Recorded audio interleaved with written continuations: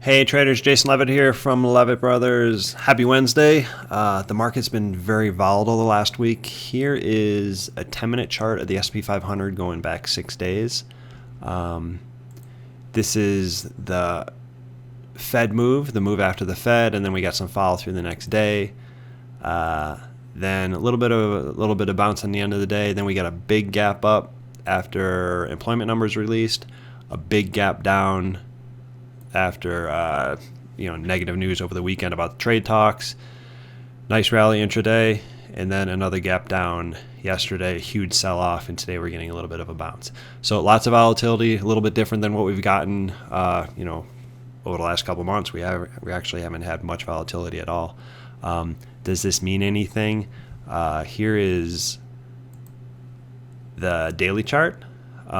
We still have what I consider to be a pretty good uptrend, higher highs, higher lows, nothing alarming here. If it takes time for trends to change, there isn't anything here that would suggest the market is in trouble. There are no blow-off surges, no series of lower highs and lower lows.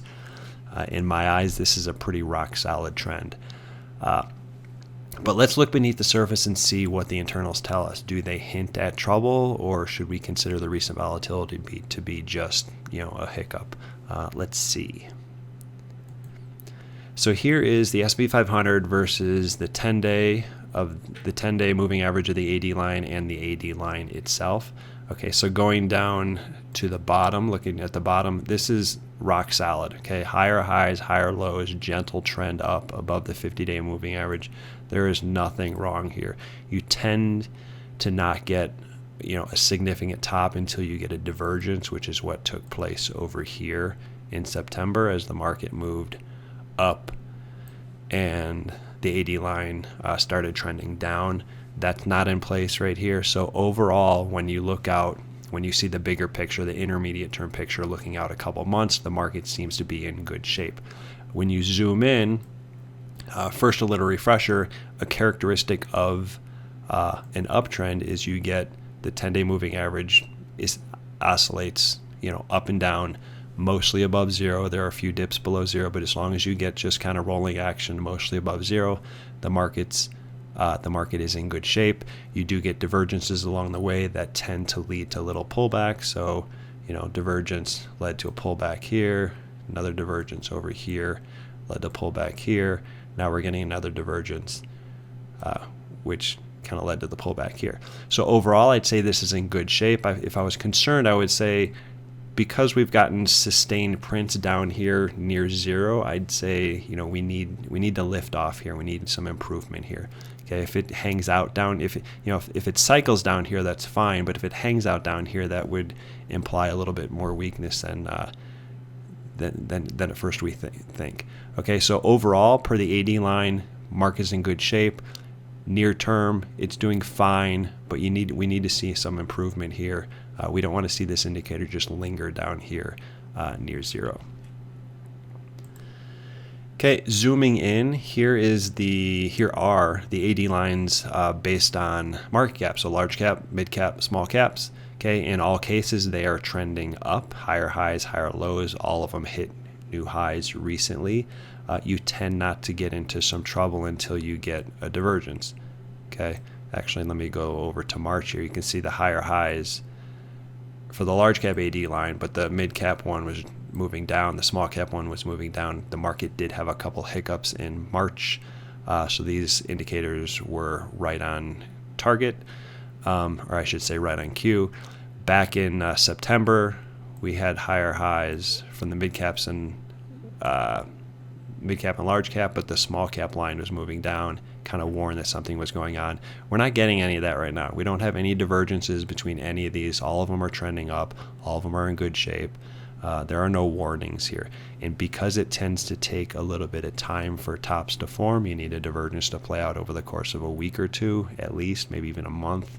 I don't see anything here that would suggest a big top is going to form. Here is S&P 500 versus NYSE, new highs and new lows.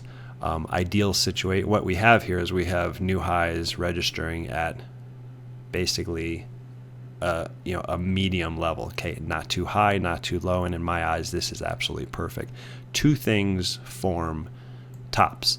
One is you get really high prints, which is what we got back in January 2018. That suggests you have some sort of blow off top. There's way too much fluff out there, way too many stocks doing well. So you get a blow off top, and that creates you get really high print, and that creates some sort of a blow off top. And then the other thing that can create a top is just slow deterioration, which is what we got last August, September. Market was moving up, and the number of new highs was going down. And even when the market was up here near its high, the number of new highs was had already been falling for like 6 weeks. Okay, that's not the case right now. We don't have really high prints that would suggest a blow off top. We don't have low prints suggesting problems. We don't have a downtrending new highs curve, which would suggest deterioration taking place. So overall, I'd say this is this is ideal. Okay, not too high, not too low, just steady prints in the middle. Okay, zooming in, this is the new highs of the mid cap, small caps, and large caps. If we go back to last September, you could see among the large caps, new highs had started to drift down. Not a big deal because overall they were still pretty high. More alarming was the fact that new highs among mid caps were strong, but then they turned weak. Okay, even when the market was up here at its high, new highs among mid caps had suddenly just fell off a cliff, and new highs among small caps had been trending down for about 5-6 weeks. Okay, if we look at today, we see new highs among large caps drifting down a little bit, but still at a pretty good level. Among mid caps, we're still getting pretty good prints, and among the small caps, we're getting, an increasing number. Okay, so I don't see, again, purely based on the internals here, I don't see the evidence or any suggestion that like the internals are really weak and suggesting that there's like problems beneath the surface. New highs are pretty good.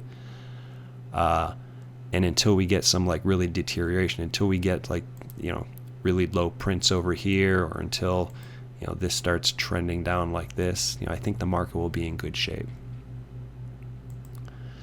Okay, here is the S&P 500 up top. Down below is the percentage of S&P stocks above their 20-day moving average.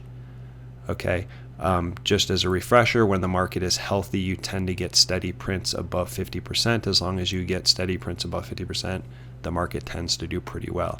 Dips below the range are fine as long as they're short term and they recover very quickly. If they linger, then there's a problem. So we got a divergence here, a fairly big divergence that played out over a month, where the market was going up and up and up, and less stocks were trading above their 20. You can see like the value here is like in the high 80s, and the value here is 70, and now we're and then this is in the 60s, and then eventually the market just caved. Okay, so what we're looking for here is we need a quick recovery. Okay, we need this to turn around and go back up. Okay, if it doesn't, if it lingers down here, then we're going to have bigger problems. Okay, so what I'm going to be looking for going forward is if the market does this and goes back up, and this curve goes back up and kind of struggles, that would be a problem. Okay, right now, like I would consider the bulls to have their backs against the wall. They don't have like as big of a cushion to work with as they did a week or two ago. Okay, so right now they need to kind of dig in and they need to defend their turf. If the market moves up, but the number of stocks above their 20-day EMAs fails to do the same thing, then we're going to get a bigger move down. If this recovers, then everything will be fine. Okay, here's the same chart, except instead of using the 20-day moving average, use the 50-day moving average. The concept is the same. Okay, when the market is healthy, we tend to get up and down prints above 55%. Okay, dips to the lower part of the range are fine. They're just normal dips within an uptrend. Even when the market is rolling up and down, and you get positive, you get steady, conducive prints, you do get divergences, and those divergences lead to short-term pullbacks. Like we had a divergence here, and then a bigger one here, and that led to pullback there, pullback here. a bigger divergence overall is forming, and that's led to this pullback here. So like the chart that I just showed you, what I'm looking for is when the market recovers, assuming it does, okay, I'm looking for a recovery here. Okay, if this indicator does not recover, if you get something like this where the market moves up but the indicator stays, down there below, down at 55% or lower, or just fails to move up with any type of energy, then we're going to have a problem. Okay, so again, bulls have their backs against the wall. They need to step up here. They need to defend their turf. Right now, I consider the pullback to be a normal pullback within an uptrend, but on the next move up, the bulls are going to really have to respond. All right, last chart. Same thing as before, except we're using the 200-day moving average. You can see this is starting to roll over. It's not a huge issue. I want to highlight what happened at the September high. You can see the market went up to a high, came back down, and then went back up and tested the high. And during this time, percentage of stocks above their 200-day moving average moved up to a high, which is great, moved back down, but then it just lingered over here. Okay, it didn't move back up to the high. So that's what I'll be looking for right now. If the market recovers, which it will eventually, let's see what this curve does. If it just kind of lingers down here, that will be an issue. But if it turns around and goes back up to the high, then all should be good. Okay, so overall, the market's doing fine, but it has run into some near-term trouble. The 10-day moving average of the AD line can't seem to lift off zero, and the percentage of stocks above certain key moving averages have, plunged recently. Going forward, I don't see a reason to expect a huge move down, although that could happen if negative trade war related news ramps up. But from a technical standpoint, I view the weakness as a pullback within an uptrend. If the market moves up and the indicators, talked about here fail to do the same, we'll perhaps get a bigger pullback, so we need to watch for this. But for now, I'm not expecting a top to be put in place to form. Okay, the indexes should go back to their highs eventually, and then we'll have to gauge the internals to see if they support the move. Thanks for listening. If you like the video, want me to do more, give it a like, share it with your trading friends. You can also subscribe to the channel right here at YouTube and be alerted of new content. Come check us out at Leavitt Brothers. We're a boutique research firm that's been in business since 2002. We provide market analysis and trading ideas to institutional and individual traders. Again, thanks for listening, and I'll see you next time.